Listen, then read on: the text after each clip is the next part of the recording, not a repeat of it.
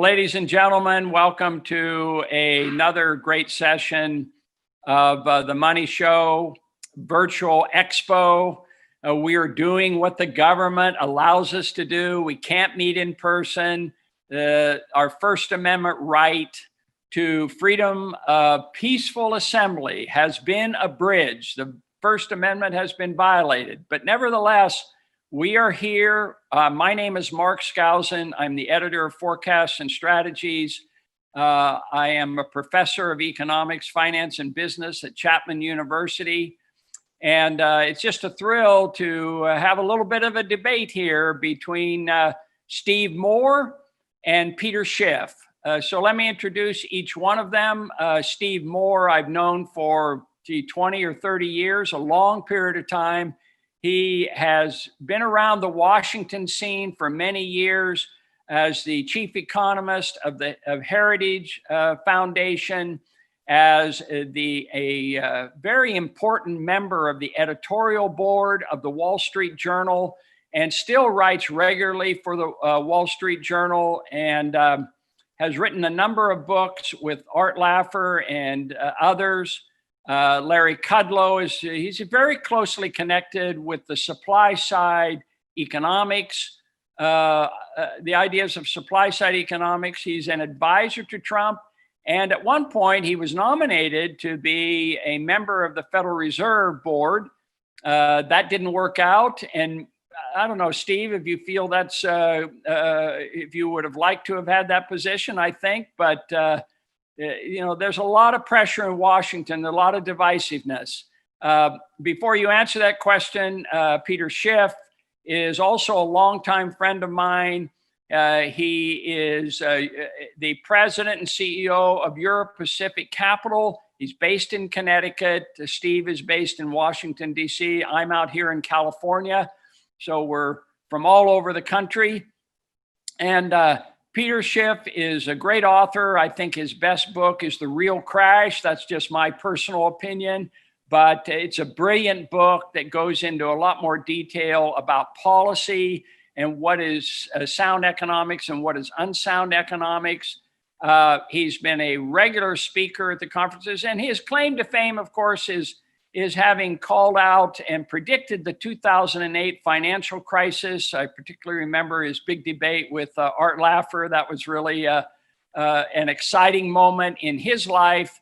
And so we welcome both of you on this program. And let's start off by talking about let's just talk about, let me give you an example of what we want to talk about. And is the government in a situation like Humpty Dumpty? Has he fallen and can't be put back together again? If you look at the charts of of the government spending programs, is it not out of control?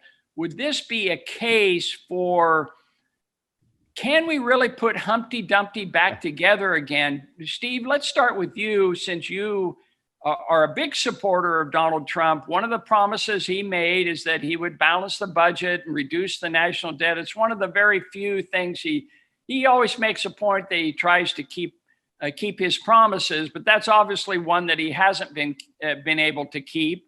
Are we digging a hole that's so deep that we can't get out of it? What do you say?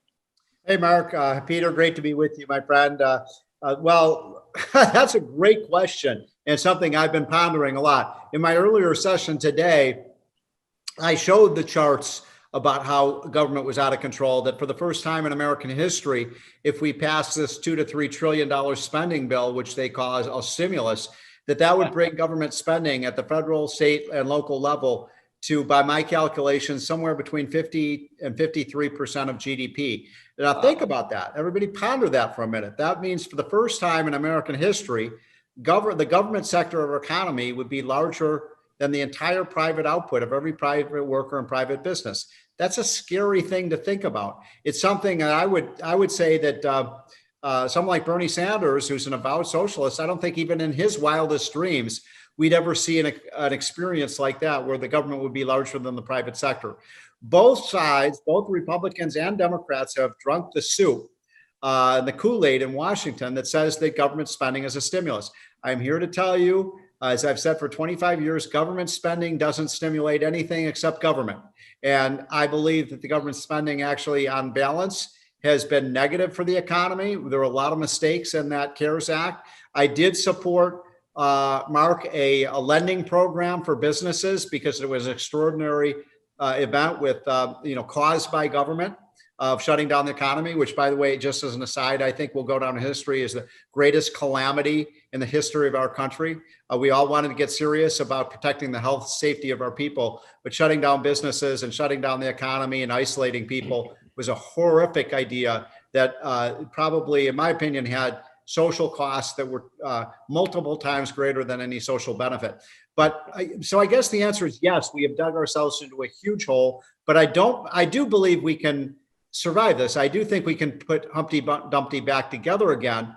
Mm-hmm. But, you look at the spending that is in Joe Biden's program. He wants to add, according to the Wall Street Journal this morning, Mark, another $7 trillion over the next 10 years. Now, I'll just say one last thing and turn it over to Peter. I'm going to give Joe Biden some credit. Okay. And by the way, I know there are Republicans, Democrats, independents, libertarians, all sorts listening to the show. So I don't mean this to be a pro-Trump rally by any means. I'm a big Trump guy, but I look, a lot of this spending happened because of Trump. Trump believes in government spending. But what I'm here to tell you is that Joe Biden has been honest. He's been perfectly honest to the American people about what he wants to do. People should read his economic program. He's been very specific about what he wants to do. I think it's catastrophic, but he wants to raise every single tax you can think of, the capital gains tax, the corporate tax, the death tax. He wants to raise payroll taxes on the rich, all of these things to pay for all this massive spending. And so you get into this tax and spend cycle that I think would be ruinous. So those are my comments. I do think we can put Humpty Dumpty back together again, but the American people are going to have to put pressure on the politicians to stop spending so much money. Yeah. So Peter, you were, as I mentioned in the introduction, you were famous for your fantastic prediction that the 2008 financial crisis was coming upon us, that it was going to be much worse than we thought. You're absolutely right. Then we had a major, massive recovery based primarily on the Federal Reserve stimulus packages, and it turned things around and so forth. Now we're facing another situation, which is not unlike 2008. Is this worse than 2008? And can we put Humpty Dumpty back together again? Steve thinks we can. What do you think? Well, first of all, Mark, we didn't have a recovery after 2008. We didn't recover from anything. We got sicker. The Federal Reserve just blew an even bigger bubble after 2008 than the one that we had full employment. We went to full employment. Come on, you've got to. It doesn't matter. It's how we got there. We got there from artificially low interest rates and excess money printing and government spending. That's why the economy was so vulnerable to COVID-19, because it was a gigantic bubble. We never had a sound recovery. But I want to back up and talk about what Stephen, some of the points that he made. I mean, first of all, the government lending program was a disaster. First of all, the government doesn't have the constitutional authority to lend money to anybody. Number two, the government doesn't have any money to lend. The government only has money that it takes from the private sector. Now, in this case, it decided to take from the private sector through inflation. The government extended these massive loans by having the Federal Reserve conjure money into existence. And by the way, most of these loans are never going to be repaid. So they're not actually loans, they're grants. It's welfare. A lot of it is welfare for the rich, but all of it was wrong. And, right now, the government is spending, or 60 cents out of every dollar the government is spending now is being created by the Federal Reserve. The Fed is printing more money than the government is raising in taxes. And so this inflation tax is enormous. We're not getting all this government for free. Donald Trump is a big taxer, right? Because every dime of government spending is a dime of taxation. And he was signing these big increases in government spending even before COVID. The deficits were already running out of control before COVID. There were a lot of opportunities that Trump had to veto those spending bills and to try to actually cut government spending. In fact, now he's just using his executive orders to expand government, to make government bigger. Why not use the presidency while he has it to try to make government smaller? I mean, the only way you're going to make America great again is to make government small again. But Donald Trump has used his first 3 years in office to make government bigger, to spend more, and to cheerlead the Federal Reserve to print more. I mean, when he was a candidate, at least he criticized Janet Yellen for artificially low interest rates and blowing up a stock market bubble. But when he became president, he demanded even lower interest rates than zero. He wanted Powell to go negative. He wants more QE. He doesn't want a real economy. He just wants a big bubble. And when he was a candidate for president, he made fun of these phony government statistics, and now he loves government statistics. All he does is tout them, although now the government statistics don't look as rosy as they did before COVID. But look, I'm not, making this a debate, a Trump-Biden debate. I mean, I'll concede that Trump is the lesser of the two evils. And if I still had the right to vote, I'd vote for Trump. But being the lesser of two evils and being good, there's a big difference, right? Trump has governed like a Democrat. He's a big government, big spender. He just doesn't want to be honest about taxation. He doesn't want to raise taxes to pay for a bigger government. He just wants to print money to pay for a bigger government, as if all that money printing is free. It's not. It is a massive tax increase, and it's going to hit hardest the people who can least afford to pay. Okay, now, Stephen, we haven't had a lot of positive comments about Trump. Can you give us a list of the good things that Trump has done that have been good for the economy and good for the stock market? Well, sure. I mean, I wrote a book about this a year ago called Trumponomics. Look, I think that Peter is right that Donald Trump is not an ideological free market conservative like the three of us are, and many of the people watching this. I mean, he's not ideological. He's a kind of common sense businessman. You're right, Peter. He is a Keynesian. He is a Keynesian. He really does believe government spending stimulates the economy. I think most people, well, actually, there are a lot. I've been surprised. I don't know about you guys. How many economists actually believe that BS? I mean, all the economists, too many. Right, Mark? I mean, I'd say 80% of them think government spending is a stimulus. Am I wrong about that? No, you're absolutely right. In fact, even supply side economists, as you know, one of the criticisms of supply side economists is that you poo-poo the deficit, that you can spend, that you can tax cut and stimulate the economy to reduce it. But unless you have control of government spending somehow with some kind of limitation, a constitutional limitation on government, the deficits are going to continue to be a problem. But what I'd like you, Steve, to talk about is the tax cuts. I mean, Peter said Donald Trump raised taxes. I'm not sure what he meant by that, because I don't think that's true. He cut taxes pretty significantly. Mark,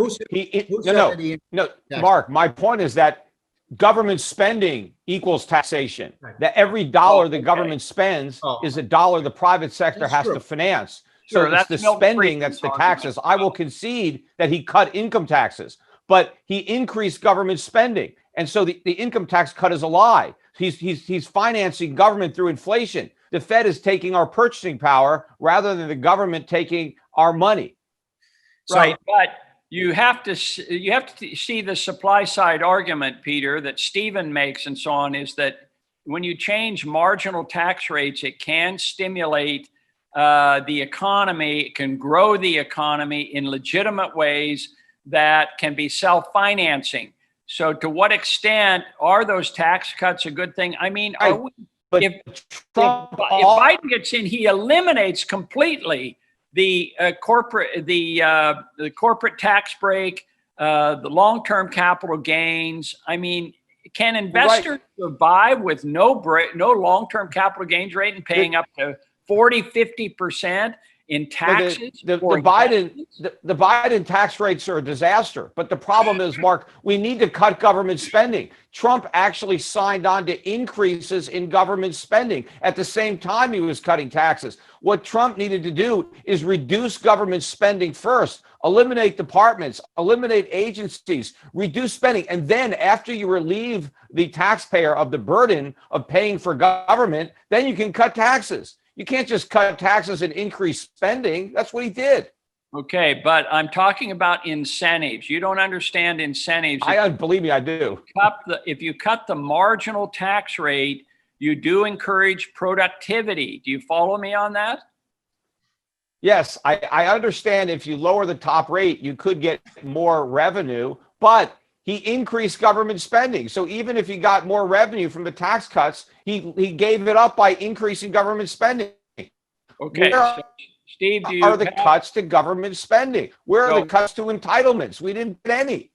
So, Stephen, you argue that Humpty Dumpty can be put back together again. Tell me how we're going to do that. Let's assume Trump wins. He's behind in the polls. The election betting odds that John Stossel puts together show Biden win, even though Biden is a person who is half gone most of the time. It's incredible to me that the Democrats would put up a candidate who is heading towards senility. It's really a dangerous type of situation to put someone a senile Democrat might be better than one that's all there. So tell me, Stephen, what is your formula? If you could sit down with President Trump, and I know occasionally you do, and he gets a second term, how is he going to solve some of these problems? Okay, well, there's a lot there. Let me start by saying this, that look, I worked on the 2016 campaign. At this time, in August of 2016, all the major pollsters and political prognosticators said that Hillary Clinton has a 90% chance of winning the election. So I honestly view this race as pretty close to a toss-up. I would say slightly Trump because he has the advantage of incumbency, and because the economy is going to get better in the fall, and that will. So I think really it's a pretty close to a toss-up. Anyone out there who thinks that Joe Biden has this in the bag is totally deluded. And I hope that what Democrats think, because that's how they lost in 2016. So it's a toss-up. Maybe it could go either way. I really believe that. Okay. Second point. What did Trump do right? I mean, look, we had the best economy in arguably 30 or 40 years after the first 3 years of Trump's policies, the tax cuts, the deregulation, the promoting of American energy policy. Trump is the only guy who was gutsy enough to do what I think is maybe one of his great accomplishments, was pulling America out of the anti-America Paris Climate Accord, which is a joke. It's just a massive tax on the American people. Not a single country in the world is complying with. In fact, the only country that's complying with the Paris Climate Accord is the United States, and we're not part of it. All the countries that signed it cheated. Gee, who would have ever thought that happened, right? That a country would violate a treaty. He's done amazing things. Look at him on school choice. I can't think of any president, even Ronald Reagan, that is more supportive of giving money to parents, not the school blob and the evil teachers unions. And I think I can say that now after their actions of the last 2 or 3 months. They're the most selfish, evil group, interest group in America. The way they are saying, not only do they not want to teach, they say they won't teach until it's like extortion, until we have Medicare for all, Green New Deal, higher taxes on the rich, and that kind of thing. So, it's hard to find things where Trump really hasn't delivered on his promises. And so that's a very, very positive record. In fact, I remember in January, this past January, thinking, Mark, this is all too good. It's too beautiful a picture. We had rising wages, the biggest reduction in poverty in like 40 years. We had Black incomes up, Hispanic incomes up, Asian incomes up, single mothers incomes up. The wages were rising. You saw, just across the board, manufacturing, construction, mining had gained 1.5 million jobs, those blue collar jobs. And I remember thinking something is going to happen. Maybe a meteor is going to hit the United States or something like that. And who would have ever thought it would have been a virus? But now the real issue is who of these two candidates can get us back on track. And I just don't think that's a hard choice. I mean, if you look at what the two candidates stand for, I think it's. Well, first of all, one last point, Peter, and then I'll turn it over to you. You're right. I mean, you are right, Peter, that government spending is taxation. No question about it. If a government spends $1, it has to be collected in taxes either now or later. You are 100% correct on that. And Art Laffer says, the godfather of the supply side movement, agrees with you. Government spending is taxation.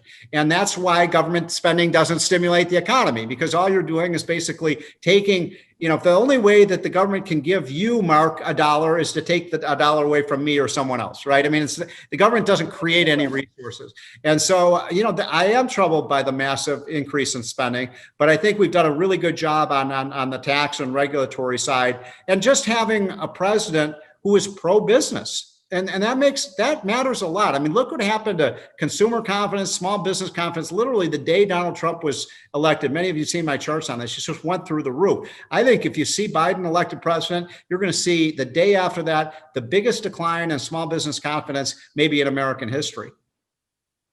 Peter. Well, there's no question that hopes were raised high when Trump was elected. And unfortunately, the much hoped for reduction in the size of government never took place. But, I was arguing with partisan Republicans on, CNBC and Fox, for all of George W. Bush's 2 terms, pretty much. And they kept telling me how great the economy was, the greatest story never told, the Goldilocks economy. And I kept telling these Republicans that it was a bubble, that we didn't really have a good economy. The Fed had just inflated a housing bubble, and we were, had this phony wealth, and we were spending too much money based on this wealth effect engineered by the Fed, and that we were running up too much debt. And I said this thing was going to end in disaster, that we were going to have a collapse. And that's exactly what happened. The problem is what we've been experiencing under Trump is part of a bigger bubble than that. I mean, he inherited it from Obama, so Trump didn't start it.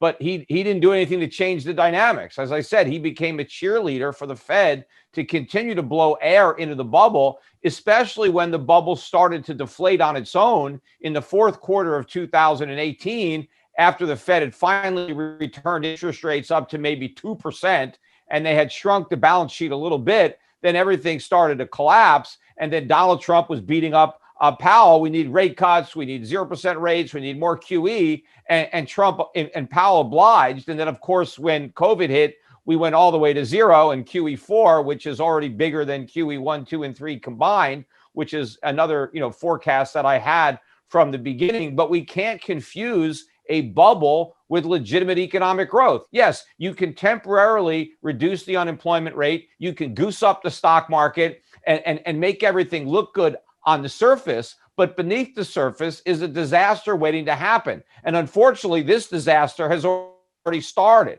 and it is going to get much, much worse. This is a bigger financial crisis than the one we had in 2008. And the reference to Humpty Dumpty, see, the problem is this is a Humpty Dumpty economy, but the Federal Reserve put this thing together where it kept interest rates artificially low every time there was a problem. And so we would take on even more debt.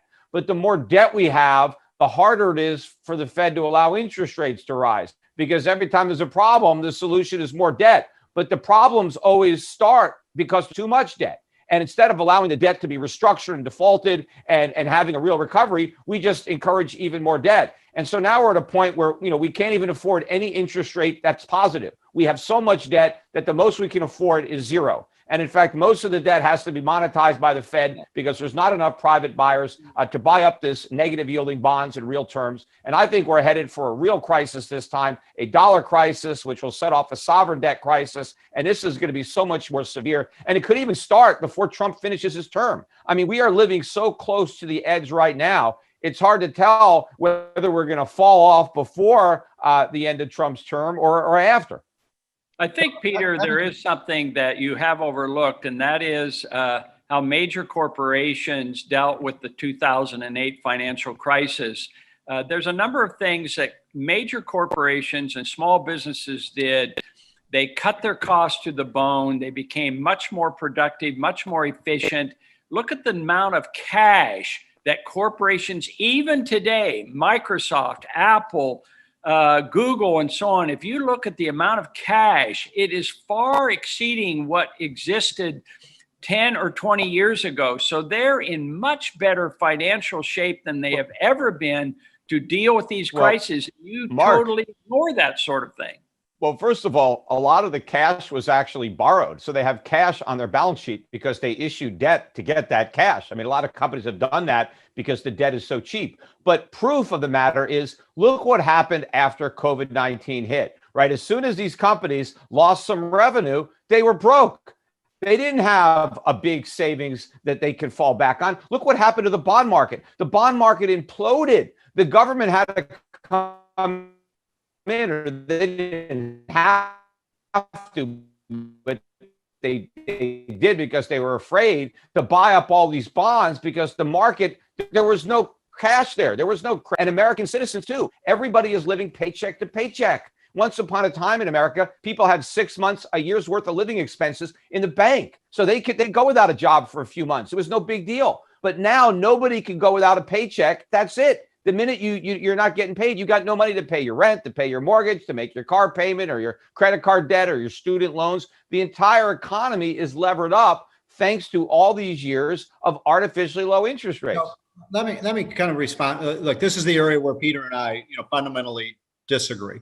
I've been much more worried about deflation than inflation. We've had, at least for the last 9 months, we've had deflation in the economy. Look at the commodities; they've fallen dramatically. Now, the last month or so, they've rallied for sure. Yeah, copper's up to $3. But there's still way. I mean, I do like to look at the commodity index as a measure of inflation. When I was, nominated for the Fed, I made that point over and over again to the people at the Fed that you should be looking at commodities as a good index. Look what happened. Look what happened to commodities in the 1970s. The way that Paul Volcker broke the back of inflation was he started targeting commodity prices, and remember, commodity prices more than quadrupled in the 70s, and then in the 80s they went down dramatically as the Fed got control of the money supply.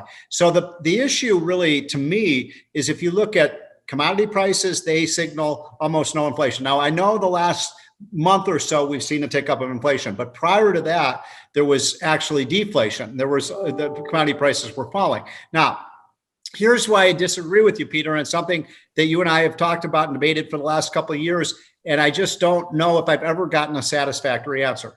If you are right that we are facing a dollar crisis, and if you are right that all of this money creation is going to lead to inflation, and by the way, that would be, a kind of textbook 101, if you print a lot of money, you would expect inflation. But the fact of the matter is people are buying 30-year bonds at a 1.5% interest rate. And that is telling us that the market is saying that they believe that, and by the way, the Fed. Let me ask your question.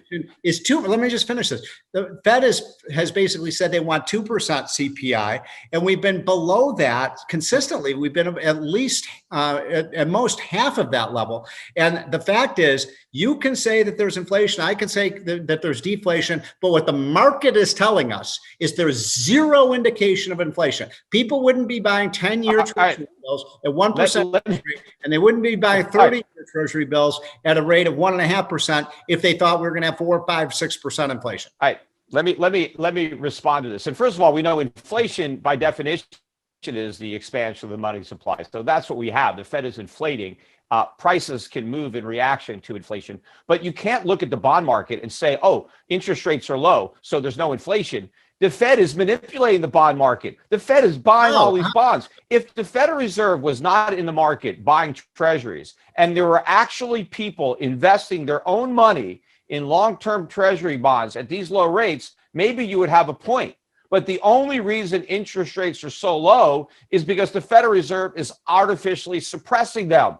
And so you can't look at bonds like you could have in the past. You know what you could look at? The price of gold. Gold was at $2,000 an ounce and going up. That's not happening because there's no inflation. that is telling you, right? Gold price is what people are doing. People don't want to buy these treasuries. They're buying gold. It's the Federal Reserve that's printing money and buying these treasuries because the Federal Reserve doesn't give a damn about how much money it loses. But there's no way, Steve, are you buying personally 30-year U.S. treasuries at these low interest rates at 1.4%? Are you? I am not, but everybody in the world Put your own money into those things? All I'm saying, right, but no, I don't know anybody who is either. well, but look, because you know the inflation rate is higher than that. The market is rigged. It's manipulated. And there it would just be a wonderful world. And there's nothing wrong with falling prices. Steve, falling prices are good. Too bad we don't have that. Now, let me you brought up gold, and I'd like to talk about the two hottest areas of investing. And there seems to be legitimacy for both of them. One is the tech sector. The tech sector is very hot, especially online. We just saw Target come out a report. They've had a dramatic increase. A lot of it's online buying and so forth because of the pandemic. People are staying at home. People are buying. So Amazon is at highs. Apple is a $2 trillion company right now. But they have fundamentals. They have sales to support this. It's not just totally artificial. So of the two sectors, the tech sector and the gold sector, which do you think is the future of the United States? Do you think that as an investor, and we have thousands of investors, MoneyShow people are listening right now, they understand the economics that you raise, that both of you raise. So where should people put their money? Should they put them in these tech sectors? Should they put them in gold? I certainly am doing that myself. I'm 100% invested in these areas. How long will we continue to see a bull market in tech stocks and in gold? Who wants to answer that question? Well, maybe I'll start. I'll take it. Well, first of all, it's inflation is driving the interest in Go ahead. Inflation is driving investors into both because investors know that treasuries are a lousy deal, that inflation is much higher than these manipulated and artificially suppressed rates. So cash is trash. People have to find some place to go, but they don't want to invest in these brick and mortar companies that are actually losing money now and that are in a lot of trouble. So I think you have a narrow set of these tech stocks that people are hiding out in as a way to get out of, depreciating fiat currency. And so they're buying these, and there's a lot of momentum in these stocks. And I think there are some shorts that are, being squeezed out. So you're seeing a lot of these names, but I don't think their earnings justify these share prices. I think it is a bubble in these tech stocks. I'd rather buy, some other types of stocks. But when it comes to the gold stocks, the biggest beneficiary of all this monetary policy, of this, all the stimulus and the bailouts is going to be gold, right? Gold prices are going much, much higher. And gold stocks are the industry that I think is going to most benefit from this. I mean, forget about trying to figure out which companies benefit from people who don't have jobs and who stay at home and who spend money that they get in the mail that the Federal Reserve printed. I want to own what's benefiting from all this money printing, and that's going to be gold and all these gold companies that have gold inventory, gold in the ground that they can dig up and sell and to be making tremendous amounts of money. Even Warren Buffett could see this. I mean, he went and bought a stake in Barrick Gold. We have no idea how much he's bought, since that's disclosure is about 7 weeks old. But I think that says a lot when someone like Warren Buffett is finally moving into gold stocks. That's where, for my money, that's what I'm buying. I mean, I'm not participating in this tech mania. I'd rather buy after it collapses and figure out what I want to buy there. But I think there's a tremendous value right now in the mining sector. So, Steve, what's your opinion? I would tend to agree with that. I mean, look, you're right. Gold is a hedge against two things: inflation, and look, you may be right that inflation. Look, I think I would never buy one of those 30-year bonds at 1.5% interest rates. I think it's the most insane buy that I can't. Who out there is buying these bonds? The Fed. That's my point. The Fed is doing it. It's not just the Fed. But so the second point I would make is this: that a rising gold price is a horrible thing for an economy, right? Because what a rising gold price is an indication of is an end of the world, that people think that it's what people buy in crisis. And so the fact that the gold price is rising is an indication of both inflation and people worried about the world economy, that this coronavirus isn't under control and so on. So I would say this. I think we did substantial long-term damage to our economy over the last 4 or 5 months. That's why I think people who say that the lockdowns were an effective thing to do or an appropriate thing to do, in my opinion, are crazy. As I said earlier, I think the evidence is quite clear that the damage that we did to our economy by shutting down our businesses was multiple times higher than any benefit. And the problem is that those costs are only just starting to be realized. In other words, it could take years and years. Well, first of all, once a business, I was on the board of 2 companies that were doing pretty well. They looked like they were going to be, and these were people who put their whole lives in these businesses, and both of them collapsed when the economy got shut down. They didn't have enough cash to get through it. And there are a lot of businesses like that. And once a business goes bankrupt, it's not like Lazarus that it can come back from the dead. Yeah, Steve, I would make one point, because I agree with you that policy did a lot of damage, but what did even more damage was paying for it with debt and money printing. Right. So it's the Federal Reserve, it's government spending that's going to actually do more damage than shutting down the businesses. I agree. I mean, look, Peter, I'm agreeing with you. I think that most of what we've done as a policy response to coronavirus, I agree with you, has been a mistake. I think the fact that I was for loans, they weren't loans, they turned into grants to companies. I think paying people 2 or 3 times more money for being unemployed than working was absolutely asinine. And yet again, these are your friends, Mark, your economist friends. Oh, it's so great for the economy that we're paying people double what they were making when they were earning or going back to the job, because that stimulates the economy. You have PhD economists who are making these idiotic amounts. I mean, in that case, why don't we pay people $10,000 a week in unemployment benefits? So we made a lot of mistakes, and I think it's going to be a tough road ahead. And I think that if we make a mistake, look, well, if we have a hobbled economy this fall, or one that's not growing much, and then on top of that, you elect someone who wants to raise taxes, massively increase spending, massively increase taxes, and then decapitate the American oil and gas industry, which creates 8 million jobs. That is a very, very frightening thing. And as my son said to me, I think he summarized things really well. He's voting in his first election this November, and he said, "Dad, I don't know who to vote for." He said, "If I vote for Donald Trump, we're going to have 4 more years of chaos." He said, "If I vote for Joe Biden, we're going to have a Great Depression." And I thought, smart kid, those are the 2 choices, crisis or chaos or depression, because you cannot, when an economy is limping along, increase government spending, increase government regulation, and increase taxation, and think that Trump is doing that. Trump is increasing government. We need to cut government spending, and Trump refuses to do that. And in a weak economy, government is a bigger burden. Government spending needs to be cut. That's the only way to stimulate the economy. Let's get serious here. We know government is not going to cut spending. We just know that Trump is not going to do that. When Biden gets in, he's not going to do that. But here's the question. What can we do to get the economy going again? How can we limit? What are the lessons we have learned? What are the lessons we have learned about excessive emergency power in the name of these executive orders that governors, mayors, and even the president of the United States have? Is there anything that's going to be done to limit their power? Because that's the real problem. They were able to shut down the economy because they had, with the stroke of a pen, that emergency power. Mark, you are so scary. You are so right. And we've been talking about the economy, and yet we haven't talked about the cost of freedom. The freedom has taken a huge hit here. And, it goes back to James Madison, who said crisis is the rallying cry of the tyrant.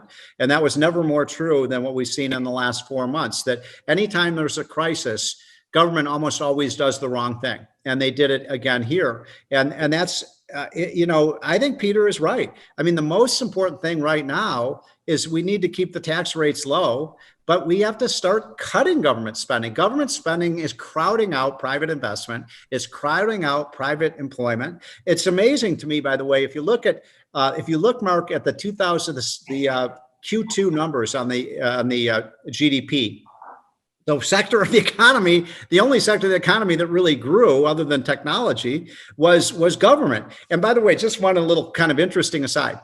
Peter or Mark, I wonder if you know the answer to this. Outside of like recreation and leisure, do you know what sector of the economy took the biggest hit in the second quarter of GDP? Well, I assume hotels and Well, that outside one, of that. Other than that, what was it? Most people don't. I was shocked when I saw these numbers. You know what it is, Peter? What? Healthcare. Healthcare. Oh yeah, because people wouldn't go to the doctor. Yeah, exactly. In the people middle never of went to the the doctor. crisis in America, and we shut down hospitals. We shut down, medical centers, and people went months without cancer treatments. Dealing with other health problems and so on. I mean, is that an example of the stupidity of government? Look, normally the government causes the crisis and then uses the crisis to usurp more power. But in this situation, they blew up a crisis out of COVID. They saw the opportunity to overreact and then make an even bigger economic problem and then use it to usurp even more power. Look, it's going to get a lot worse. That means the government's going to get a lot bigger. They're going to use the expanded authority. But, in answer to Mark's question about is there anything we can do to fix the economy, it's impossible to fix it by blowing more air into the bubble. The only way to fix this economy is to let the bubble deflate. So asset prices have to come down, interest rates have to go up, investors have to lose money, jobs have to be lost, businesses have to fail, debt has to be restructured, government has to cut spending. We need an economic reset so we can build up a real economy on savings, underconsumption, and capital investment. Peter, you missed the whole point in my question. What I was suggesting was we got business back to work. If people went back to work so that you have the sports people going to games, you have the people going into hotels, they're going to conferences, they're going on cruise ships. Everything that has been shut down needs to be opened up. If you did that, that's a lot better solution than yours. Just let everything collapse. Nobody wants that. Come on. No, but if we do, we can't keep propping it up with cheap money. That is the problem. It up by getting people back to work. Don't you get that? No, I'm not saying the government should stop people from going back to work, but the Fed has to let interest rates go up to where the market wants them, and we have to deal with that crisis. We have to deal with interest rates at 5 or 10%. I don't know where they're going to go. They're going to be much, much higher than they are now. Peter, first things first, get people back to work. But how are we going to do that? Well, it's called let people stop interfering with the economy at the governor levels. The governors need to set back and say, okay, everybody go back to work. But we were headed into a severe recession before COVID, and we have even more debt now than we did then. So we have a huge debt problem. We can't go back to the way we were before COVID because we can't reflate this bubble. So Stephen, we haven't talked a lot about a big outlier in this system, and that's the Swedish model. Have you looked at what Sweden did? They had a partial lockdown, but not very much. So tell us, was that a success story or was that a failure? Can we learn something from the Swedes? Yeah, we can. And I am very familiar with the story. But look, the story isn't over yet. So it's a little premature to draw, sweeping conclusions. But what happened in Sweden is they never locked down their economy. And they took a big hit up front in terms of, a lot of hospitalizations and a lot of deaths from coronavirus. But I think what we're learning about coronavirus, Mark, again, it's a virus and it's always hard to predict these things. But it looks like what the coronavirus is a hurricane. It's a hurricane, and it sweeps through and it does substantial damage to an economy. Look at the northeastern states. Look at Europe. It swept through there. It caused a lot of deaths. By the way, 80% of the deaths were elderly or people, and 90% when you include people with pre-existing conditions. There was never any case for shutting down schools and things. That was the stupidest thing ever. And now we've got 80% of the schools aren't opening up when an 8-year-old's more likely to be struck by lightning than to die from coronavirus. But did you see, by the way, did you guys see the poll that came out today it was from one of the major pollsters, and they asked people, what they thought the risk of was of coronavirus versus what it was. And what they found was that people underestimated the risk of older people by about 50%, but they vastly overstated the risk of young people by like fivefold. The public doesn't get this. Here we are 5 months into this crisis, Mark, and people don't even understand what's going on. This is an old person's disease. Yeah, you know what the big problem is, Steve? It's the media. It's the media. Mark, let me just finish this. The media has been so complicit in this scaring the Jesus out of people and not giving people the real facts about what is going on here. So we probably would have, to summarize, Mark, we would have been much smarter doing the Swedish model and not shutting down our economy than doing what we did. In fact, Steve, if I might say before Peter comments, you put out the very best hotline, the daily hotline on Unleashing Prosperity hotline. Can you please tell us, all of the listeners, and we've got thousands of people listening, they all, and let me tell you folks, every one of you should subscribe to Steve Moore's Unleashing Prosperity hotline. Steve, tell us how you can do that. Do they just Google? I guess they can just Google it and they can find it that way. Is there a simple way for them to contact and sign up for your free hotline? So it's free. It doesn't cost anything. People have said, Newt Gingrich said the other day, it's the most important thing to read every morning. So it's just, but that's why I say 70% of what you read in the newspapers about coronavirus is just dead wrong.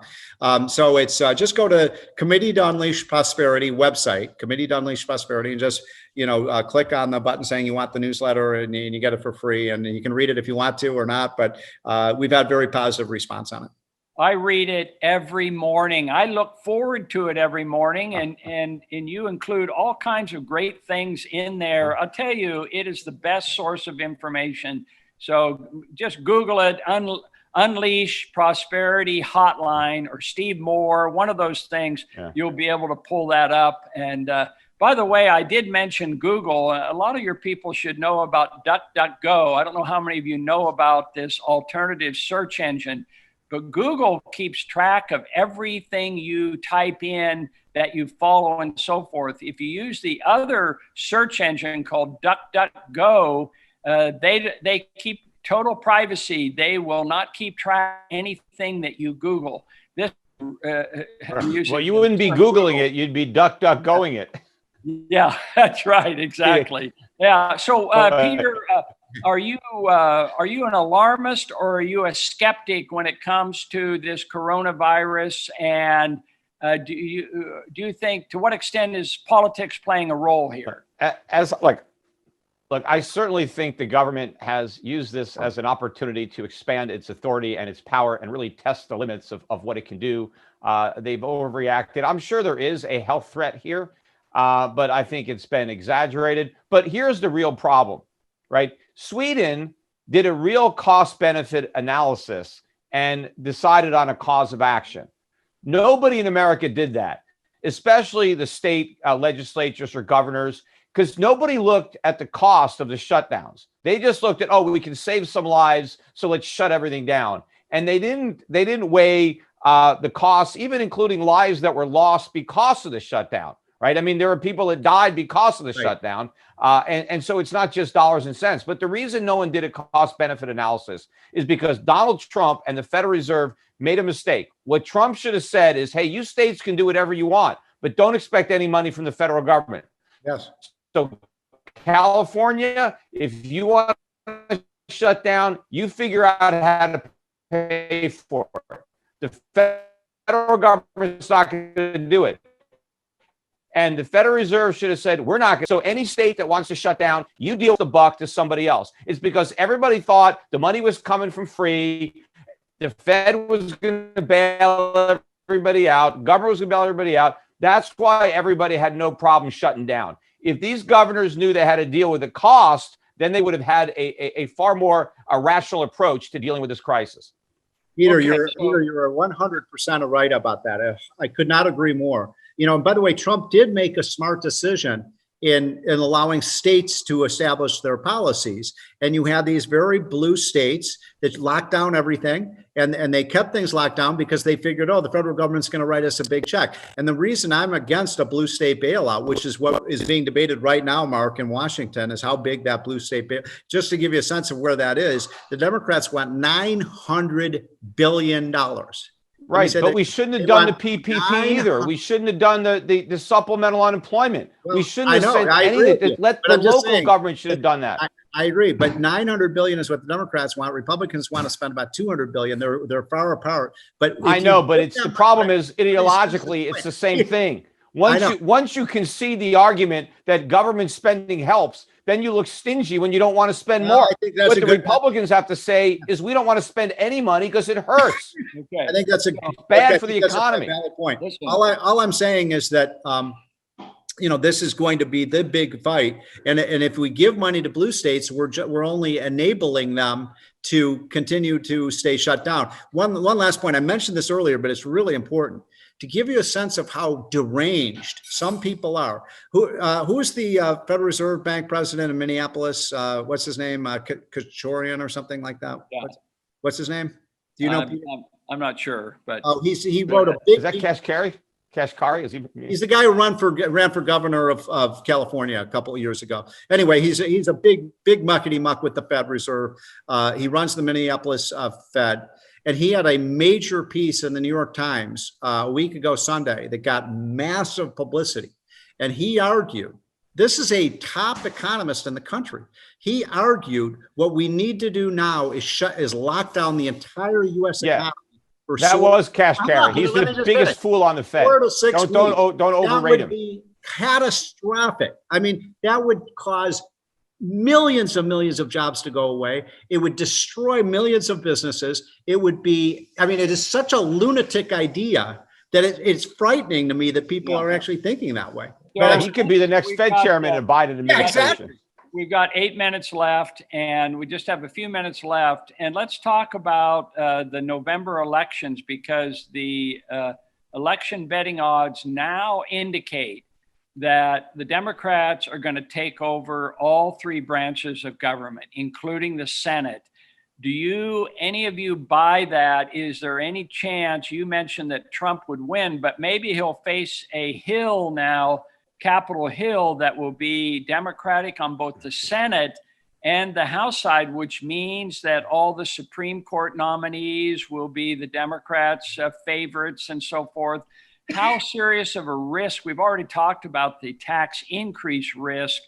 What kind of risk are we seeing if the Democrats, in fact, control all 3 branches of government? Steve? Well, let me start by saying I think there's going to be a big wave, one way or the other. So I think if Republicans win, if they catch momentum, look, for Republicans to win, 2 things have to happen. And if these 2 things happen, Trump will win. Number one, we have to get the virus under control. If the virus is not under control, it's over. Trump is toast. But there's a pretty good likelihood that the virus will be very much in remission by the middle of October. People are going to feel much better about things. That's why today's polls are meaningless. Second of all, he has to have momentum in the economy. He has to have people thinking that things are getting better. If those 2 things happen, in my opinion, Trump will win. And actually, I think that you'll have definitely a Republican Senate, and Republicans have a decent chance of winning the House. If neither of those things happen, I think you're right. You're looking at Republicans losing the House, losing the Senate, and losing the presidency. So it's going to go one way or the other, I think, in a big way. Well, the Republicans already don't have the House anymore, so they only have the Senate to lose. But unfortunately, I think they will lose the Senate and the White House. I think it's going to be a clean sweep by the Democrats. Is it a sure thing? No. Trump could win, but I think he's a long shot.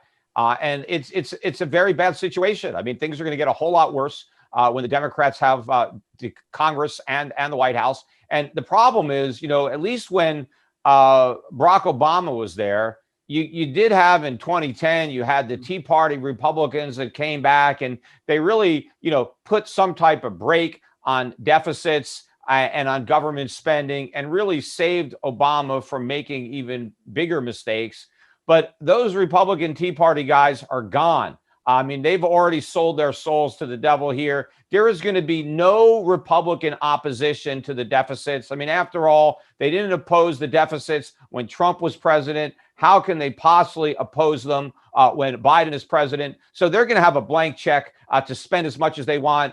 Green New Deal, reparations for slavery. None of it is going to matter because they're going to have an unlimited source of money. Sure, they're going to jack up taxes on the rich and they're going to raise corporate taxes, but they're also going to raise taxes on dividends and capital gains. I mean, it's going to be a massive increase in the corporate tax rate. It's going to be far higher than it was before Trump lowered it. And so that's going to destroy a lot of the value of corporations, but the rest of it will be destroyed by regulation. The government is going to turn corporate America into a social experiment. Companies are going to have to put their workers and their stakeholders before their shareholders. They're going to have to hire a diverse workforce, not a good workforce, not hire the best people for the job. Just make sure they're the right gender, they're the right ethnicity, they're the right sexual orientation. I mean, this is a massive, massive disaster, unfortunately. So, Mark, do you know the best scenario for the stock market over the last 60 years in terms of like Democrat, Republican? Well, I would presume it's some kind of a gridlock where you don't have all three in control. The best scenario by far for the stock market over the last 60 years has been Democratic president, Republican Congress. I mean, think about it. I mean, think of what happened, after 1994, where you had a moderate Democratic president, Republican. The stock market went through the roof. Same thing. I mean, Mark, you're right. The first 2 years of most of the stock market gains, total disaster, and then what happened was when Republicans took over Congress, it was a break. And so, I think if you're an investor, the scenario that you need to be most afraid of is a clean Democratic sweep, because that's associated with the worst stock market results. Yes. And let me mention one other thing. We haven't talked about trade policy. Has globalization taken a huge hit, and will globalization make a comeback after what has happened? Well, the answer is yes. First of all, Donald Trump made the trade deficit a big issue of the campaign. And even before COVID, we had much larger trade deficits under Trump than we had under Obama. So the trade deficits went up, not down. So that's another promise that Trump didn't keep. Also, American manufacturing never had a renaissance like he promised. It continued to dwindle. But I think what's going to ultimately, we're going to have a dollar collapse, and that's going to mean Americans can't afford to import stuff anymore. And I think the world is going to stop exporting to us and vendor financing it. So I think you're going to see a lot less trade with the U.S. because we're not going to have the ability to pay for imports with exports. But I think you're going to see more trade taking place outside the United States. But this is also shining a light on the problems with the supply chain and the fact that we don't make so much stuff. And, initially after COVID, we did get the relief of some prices coming down because we had a glut of supply and not a lot of demand. But what we're about to see on the backside is the supply disappearing because the producers have now adjusted and we're not going to have the inventory anymore. So all of a sudden we're going to have big shortages of all sorts of goods, and all we're going to have is a surplus of money with nothing to buy. Well, good. On that message, we've had a full hour of a great debate and discussion, and I hope those of you who are listening got a lot out of this. We want to thank Steve Moore.